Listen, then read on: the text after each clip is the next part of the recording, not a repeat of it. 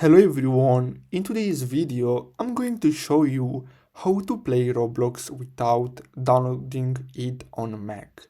So for this we're gonna use this website which is called easyfun.gg. So you're gonna have to simply go here and search for Roblox and click on it, and then you're gonna have to simply click on play on browser. And as you can see, if you create your account, you're gonna have 6 hours for free per day, or you can simply play a 30 minutes trial. So simply click on that, and then you're gonna have to simply wait until this loads up, and then you're gonna be able to play Roblox without having to downloading it on your computer.